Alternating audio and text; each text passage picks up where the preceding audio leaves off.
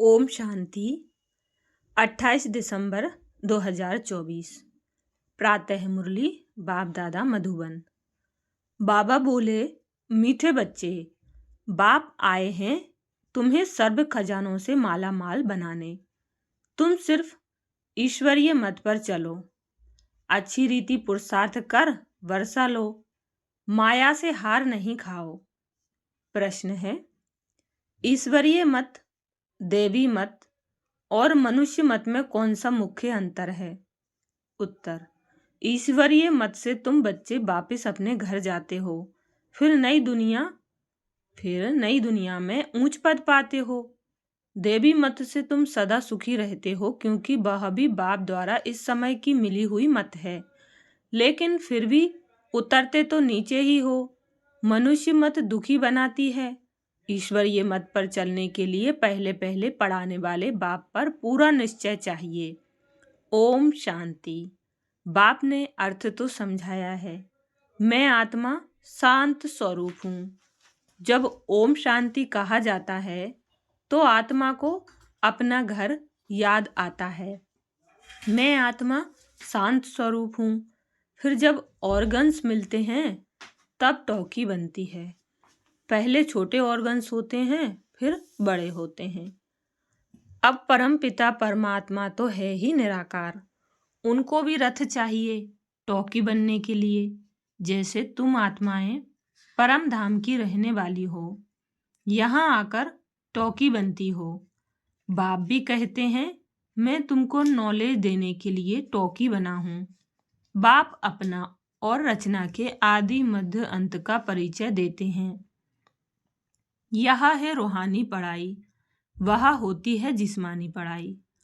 वह अपने को शरीर समझते हैं। ऐसे कोई नहीं कहेंगे कि हम आत्मा इन कानों द्वारा सुनती हैं। अभी तुम बच्चे समझते हो बाप है पतित पावन, वही आकर समझाते हैं। मैं कैसे आता हूँ? तुम्हारे मिशल में गर्भ में नहीं आता हूँ, मैं इनमें प्रवेश करता हूँ, फिर कोई प्रश्न ही नहीं उठता। यह रथ है। इनको माता भी कहा जाता है। सबसे बड़ी नदी ब्रह्मपुत्रा है, तो यह है सबसे बड़ी नदी। पानी की तो बात नहीं, यह है महानदी, अर्थात सबसे बड़ी ज्ञान नदी है। तो बाप आत्माओं को समझाते हैं, मैं तुम्हारा बाप हूँ। जैसे तुम बात करते हो, मैं भी बात करता हूँ। मेरा पाठ तो सबसे पिछाड़ी का है। जब तुम बिल्कुल पतित बन जाते हो, तुमको पावन बनाने के लिए आना होता है। इन लक्ष्मी नारायण को ऐसा बनाने वाला कौन, सिवाय ईश्वर के और कोई के लिए कह नहीं सकेंगे। बेहद का बाप ही स्वर्ग का मालिक बनाते होंगे ना। बाप ही ज्ञान का सागर है। वही कहते हैं, मैं इस मनुष्य सृष्टि का चैतन्य बीज हूँ। मैं आदि मध्य अंत को जानता हूँ। मैं सत्य हूँ, मैं चैतन्य बीज रूप हूँ। इस सृष्टि रूपी झाड़ की मेरे में नॉलेज है।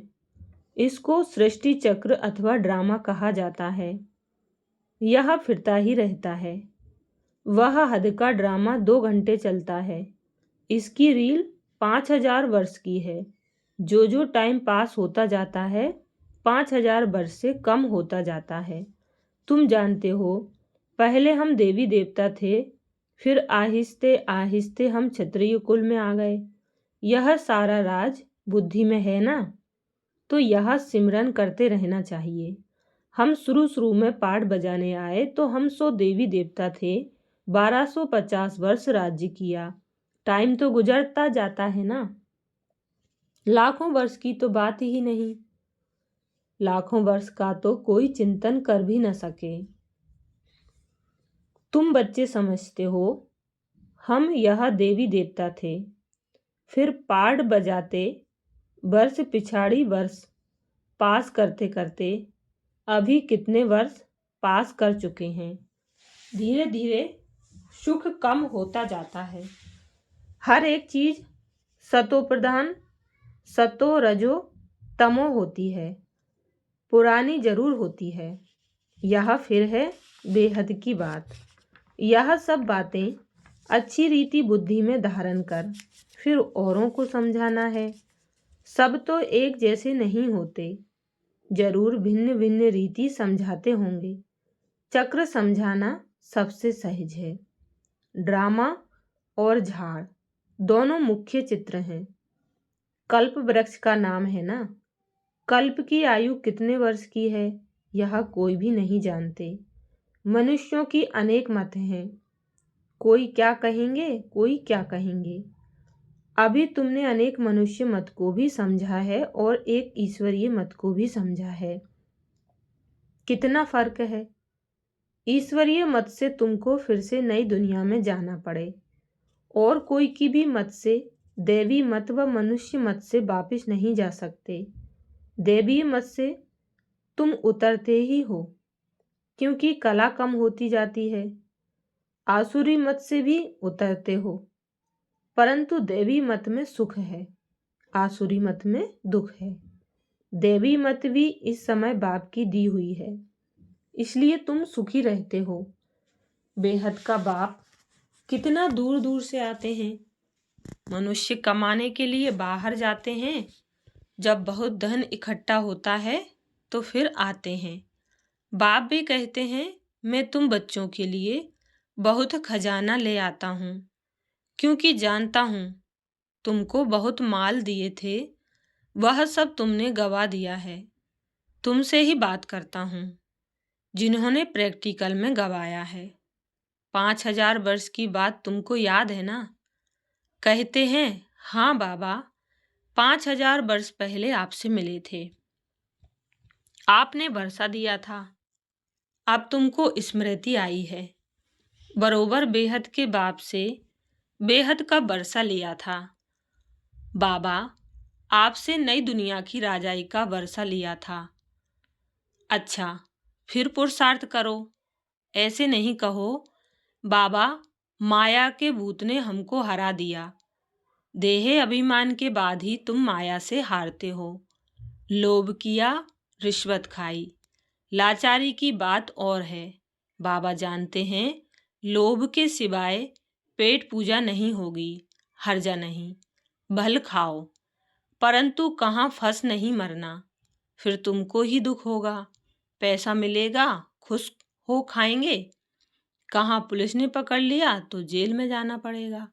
ऐसा काम नहीं करो, उसका फिर रेस्पॉन्सिबल मैं नहीं हूँ। पाप करते हैं तो जेल में जाते हैं, वहाँ तो जेल आदि होता नहीं। तो ड्रामा के प्लान अनुसार जो कल्प पहले तुमको वर्षा मिला है 21 जन्म के लिए, वैसे ही फिर लेंगे। सारी राजधानी बनती है, गरीब प्रजा, साहूकार प्रजा, परंतु वहाँ दुख होता नहीं। यह बाप गारंटी करते हैं। सब एक समान तो बन न सकें। सूर्यवंशी चंद्रवंशी राजाई में सब चाहिए ना। बच्चे जानते हैं कैसे बाप हमको विश्व की बादशाही देते हैं। फिर हम उतरते हैं, स्मृति में आया ना। स्कूल में पढ़ाई स्मृति में रहती है ना, यहाँ भी बाप स्मृति दिलाते हैं। यह रूहानी पढ़ाई दुनिया भर में और कोई पढ़ा ना सके। गीता में भी लिखा हुआ है मन मना भव। इसको महामंत्र वशीकरण मंत्र कहते हैं, अर्थात माया पर जीत पाने का मंत्र। माया जीते जगत जीत। माया 5 विकार को कहा जाता है। रावण का चित्र बिल्कुल क्लियर है। 5 विकार स्त्री में, 5 विकार पुरुष में। इनसे गधा अर्थात टट्टू बन जाते हैं, इसलिए ऊपर में गधे का शीश देते हैं। अभी तुम समझते हो, ज्ञान बिगर हम भी ऐसे थे। बाप कितना रमणीक रीति बैठ पढ़ाते हैं। वह है सुप्रीम टीचर। उनसे जो हम पढ़ते हैं वह फिर औरों को सुनाते हैं। पहले तो पढ़ाने वाले में निश्चय कराना चाहिए। बोलो, बाप ने हमको यह समझाया है, अब मानो ना मानो। यह बेहद का बाप तो है ना। श्रीमती ही श्रेष्ठ बनाती है, तो श्रेष्ठ नई दुनिया भी जरूर चाहिए ना। अभी तुम समझते हो हम किचड़े की दुनिया में बैठे हैं, दूसरा कोई समझ ना सके। वहां हम बहिष्ट स्वर्ग में सदा सुखी रहते हैं, यहाँ नरक में कितने दुखी हैं। इसको नरक कहो व विषय वैतरणी नदी कहो, पुरानी दुनिया छीछी है। कहाँ सतयुग स्वर्ग, कहाँ कलयुग नरक। स्वर्ग को कहा जाता है वंडर ऑफ वर्ल्ड, त्रेता को भी नहीं कहेंगे। यहाँ इस गंदी दुनिया में रहने में मनुष्यों को कितनी खुशी होती है। विष्टा के कीड़े को ब्रह्मरी भू भू कर आप समान बनाती है। तुम भी किचड़े में पड़े हुए थे, मैंने आकर भू भू कर तुमको कीड़े से अर्थात शूद्र से ब्राह्मण बनाया है। अभी तुम डबल सिरताज बनते हो तो कितनी खुशी रहनी चाहिए, पुरुषार्थ भी पूरा करना चाहिए। बेहद का बाप समझानी तो बहुत सहज देते हैं, दिल से लगता भी है। बाबा सच सच कहते हैं, इस समय सभी माया की दुबन में फंसे हुए हैं। बाहर का शोक इतना है। बाबा समझाते हैं, हम तुमको दुबन से आकर बचाते हैं, स्वर्ग में ले जाते हैं। स्वर्ग का नाम सुना हुआ है, अभी स्वर्ग तो है नहीं, सिर्फ यह चित्र है। यह स्वर्ग के मालिक कितने धनवान थे, भक्ति मार्ग में भल रोज मंदिरों में जाते थे, परंतु यह ज्ञान कुछ नहीं था। अभी तुम समझते हो, भारत में यह आदि सनातन देवी देवता धर्म था। इन्हों का राज्य कब था यह किसको पता नहीं है। देवी देवता धर्म के बदले अब फिर हिंदू हिंदू कहते रहते हैं। शुरू में हिंदू महासभा का प्रेसिडेंट आया था, बोला हम विकारी असुर हैं, अपने को देवता कैसे कहलाएं। हमने कहा अच्छा आओ तो तुमको समझाएं, देवी देवता धर्म की स्थापना फिर से हो रही है। हम तुमको स्वर्ग का मालिक बना देंगे, बैठकर सीखो।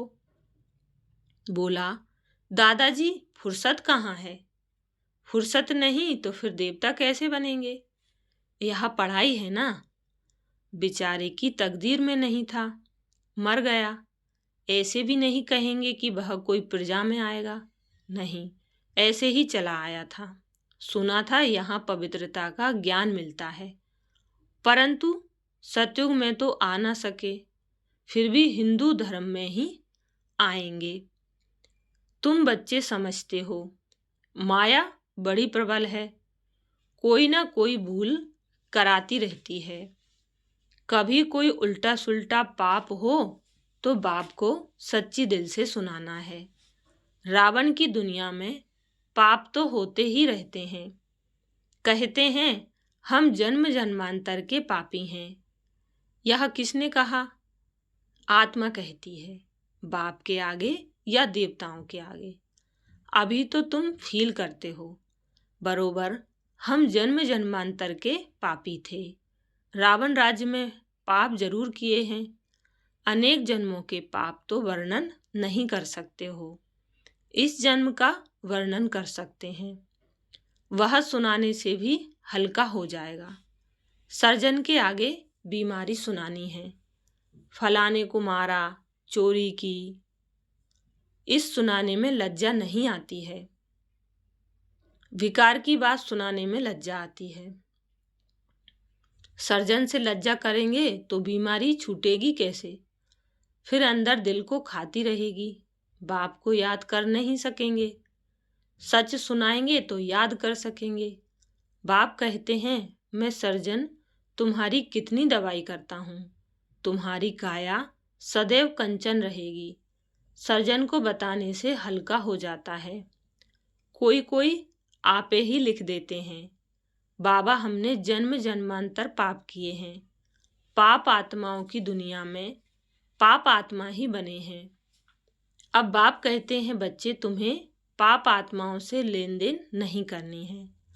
सच्चा सतगुरु अकाल मूर्त है बाप, वह कभी पुनर्जन्म में नहीं आते हैं। उन्होंने अकाल तख्त नाम रखा है, परंतु अर्थ नहीं समझते हैं। बाप ने समझाया है, आत्मा का यह तख्त है, शोभता भी यहाँ है, तिलक भी यहाँ भ्रुकुटी में देते हैं ना। असल में तिलक एकदम बिंदी मिसल देते थे। अभी तुमको अपने को आपे ही तिलक देना है। बाप को याद करते रहो, जो बहुत सर्विस करेंगे तो बड़ा महाराजा बनेंगे। नई दुनिया में पुरानी दुनिया की पढ़ाई थोड़े ही पढ़ना है, तो इतनी ऊंच पढ़ाई पर फिर अटेंशन देना चाहिए। यहाँ बैठते हैं तो भी कोई का बुद्धि योग अच्छा रहता है, कोई का कहाँ कहाँ चला जाता है। कोई 10 मिनट लिखते हैं, कोई 15 मिनट लिखते हैं। जिसका चार्ट अच्छा होगा उनको नशा चढ़ेगा। बाबा, इतना समय हम आपकी याद में रहे, 15 मिनट से जास्ती तो कोई लिख नहीं सकते। बुद्धि इधर उधर भागती है। अगर सब एक रस हो जाएं तो फिर कर्मातीत अवस्था हो जाए। बाप कितनी मीठी मीठी लवली बातें सुनाते हैं। ऐसे तो कोई गुरु ने नहीं सिखाया। गुरु से सिर्फ एक थोड़े ही सीखेगा, गुरु से तो हजारों सीखे ना। सतगुरु से तुम कितना सीखते हो? यह है माया को वश करने का मंत्र। माया 5 विकारों को कहा जाता है। धन को संपत्ति कहा जाता है। लक्ष्मी नारायण के लिए कहेंगे, इन्हों के पास बहुत संपत्ति है। लक्ष्मी नारायण को कभी माता पिता नहीं कहेंगे। आदि देव आदि देवी को जगत पिता जगत अम्बा कहते हैं, इनको नहीं। यह स्वर्ग के मालिक हैं। अविनाशी ज्ञान धन लेकर हम इतने धनवान बने हैं।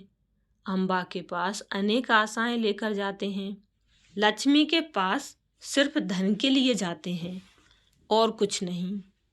तो बड़ी कौन हुई, यह किसको पता नहीं। अम्बा से क्या मिलता है, लक्ष्मी से क्या मिलता है। लक्ष्मी से सिर्फ धन मांगते हैं, अम्बा से तुमको सब कुछ मिलता है। अम्बा का नाम जास्ती है क्योंकि माताओं को दुख भी बहुत सहन करना पड़ा है, तो माताओं का नाम जास्ती होता है। अच्छा, फिर भी बाप कहते हैं, बाप को याद करो तो पावन बन जाएंगे। चक्र को याद करो, दैवीय गुण धारण करो, बहुतों को आप समान बनाओ। गॉड फादर के तुम स्टूडेंट हो। कल्प पहले भी बने थे, फिर अब भी वही एम ऑब्जेक्ट है। यह है सत्य नर से नारायण बनने की कथा। अच्छा, मीठे मीठे सिखिलदे बच्चों प्रति माता पिता बाप दादा का याद प्यार और गुड मॉर्निंग। रूहानी बाप की रूहानी बच्चों को नमस्ते।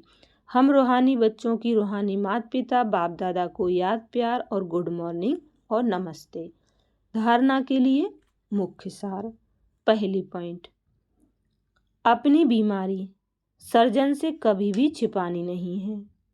माया के भूतों से स्वयं को बचाना है। अपने को राज तिलक देने के लिए सर्विस जरूर करनी है।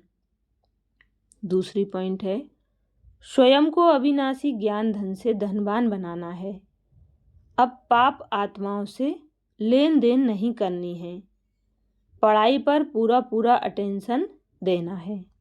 वरदान दिया बाबा ने, इस कल्याणकारी युग में सर्व का कल्याण करने वाले प्रकृति जीत माया जीत भव। इस कल्याणकारी युग में सर्व का कल्याण करने वाले प्रकृति जीत माया जीत भव। डिटेल है, संगम युग को कल्याणकारी युग कहा जाता है। इस युग में सदा ये सोमान याद रहे कि मैं कल्याणकारी आत्मा हूँ। मेरा कर्तव्य है पहले स्व का कल्याण करना, फिर सर्व का कल्याण करना। मनुष्य आत्माएं तो क्या, हम प्रकृति का भी कल्याण करने वाले हैं। इसलिए प्रकृति जीत माया जीत कहलाते हैं। जब आत्मा पुरुष प्रकृति जीत बन जाती है तो प्रकृति भी सुखदायी बन जाती है। प्रकृति व माया की हलचल में आ नहीं सकते। उन्हों पर अकल्याण के वायुमंडल का प्रभाव पड़ नहीं सकता। स्लोगन है, एक दूसरे के विचारों को सम्मान दो तो माननीय आत्मा बन जाएंगे। शुक्रिया बाबा। ओम शांति।